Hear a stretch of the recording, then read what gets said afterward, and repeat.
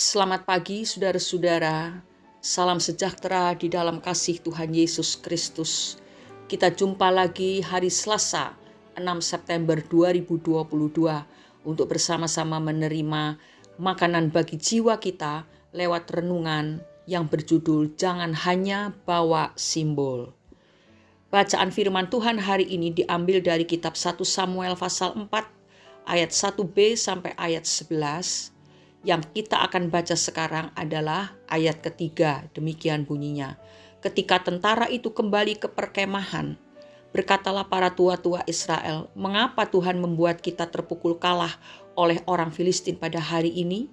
Marilah kita mengambil dari Silo tabut perjanjian Tuhan, supaya ia datang ke tengah-tengah kita dan melepaskan kita dari tangan musuh kita. Saudara-saudara, satu kali ada satu keluarga yang mengontrak rumah di salah satu kompleks perumahan, dan mereka mendapatkan tetangga di sebelah rumah yang mereka kontrak itu kelihatannya baik, senyum ramah ketika bertemu dengan keluarga yang baru datang itu. Anak-anak mereka pun akhirnya menjadi sangat akrab, hingga pada suatu hari terjadi peristiwa yang membuat keluarga yang baru menempati rumah di sana mengerti siapa sebenarnya si tetangga yang murah senyum itu. Di suatu pagi, tetangga yang murah senyum itu mencaci maki tetangga yang lain. Tetangga yang dicaci maki hanya diam saja. Yang lebih mengejutkan dan sekaligus memprihatinkan adalah saat mereka marah-marah itu, mereka masih memegang buku pujian. Mungkin mereka habis bersaat teduh di pagi hari itu. Di leher mereka pun tergantung kalung salib yang cukup jelas terlihat oleh orang lain. Ketika penghuni baru itu bertemu dengan tetangga yang habis dicaci maki, lalu mereka berbincang-bincang sejenak. Tetangga yang habis dicaci maki berkata, "Itu sudah biasa, Pak. Kami sering jadi sasaran kemarahan mereka." Di saat yang lain, ada tetangga yang berkata, "Setan kok ngusir setan?" Perkataan ini muncul setelah mereka mendengar bahwa tetangganya yang suka marah ini suatu kali berdoa mengusir setan dari rumah saudaranya. Inilah gambaran orang Kristen yang hanya membawa simbol kekristenan di dalam hidupnya. Tetapi keindahan kekristenan itu sendiri tidak ada sama sekali di dalam hidup mereka. Saudara-saudara, dalam kehidupan bangsa Israel ada sebuah simbol tentang kehadiran Tuhan, yaitu tabut perjanjian Tuhan. Dalam berbagai peristiwa sangat nyata bahwa kehadiran tabut perjanjian Tuhan membawa kemenangan bagi bangsa Israel di dalam peperangan yang mereka hadapi. Tetapi sesungguhnya kehadiran Tuhan bukan semata-mata berada di tabut itu. Kehadiran Tuhan adalah di tengah-tengah bangsa Israel.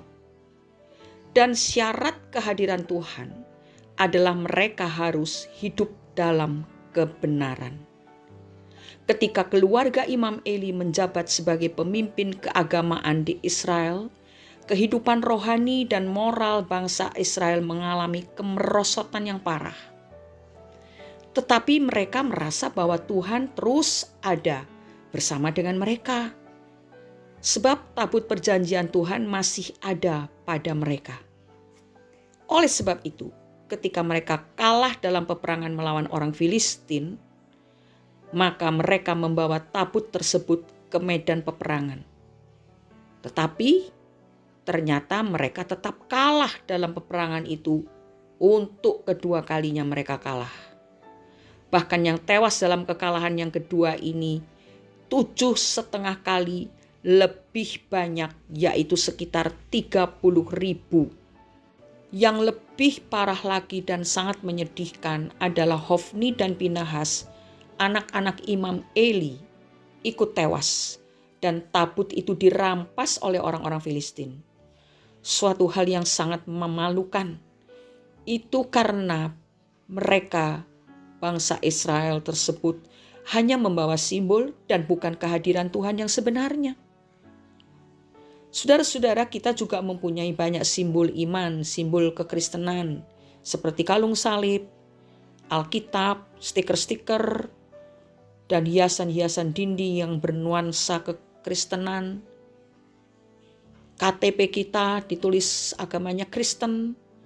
Tanda pengenal yang lain juga ada di sana, disebutkan kita beragama Kristen. Hal-hal tersebut tidak ada artinya jika kita tidak benar-benar merasakan kehadiran Tuhan.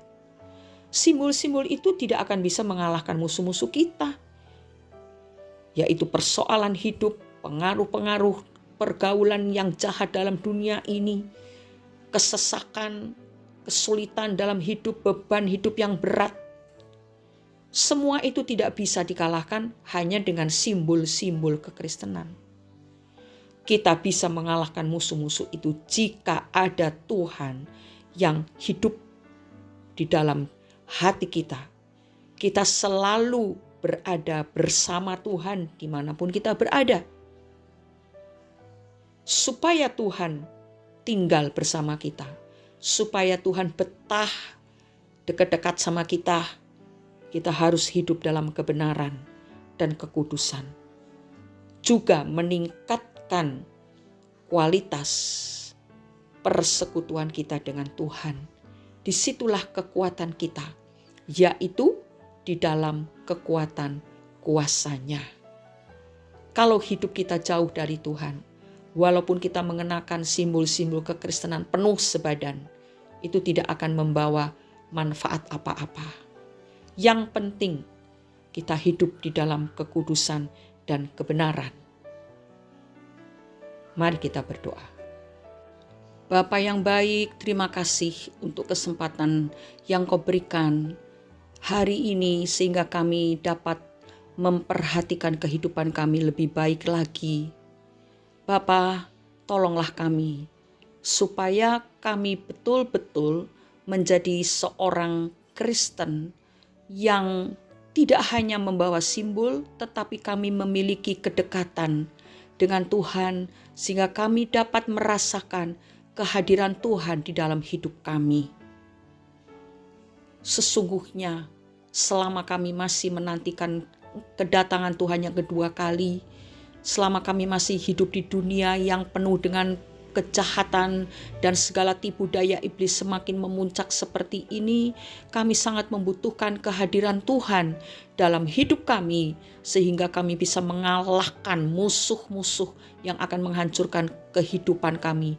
Kami kalahkan semua itu dengan kekuatan di dalam kuasa Allah di dalam nama Yesus Kristus.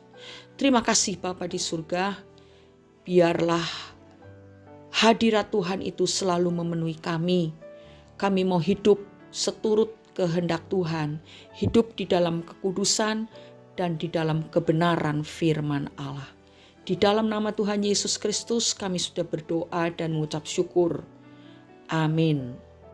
Simbol iman itu baik, tetapi simbol iman tidak menolong seseorang untuk menang dalam peperangan hidup. Selamat beraktivitas.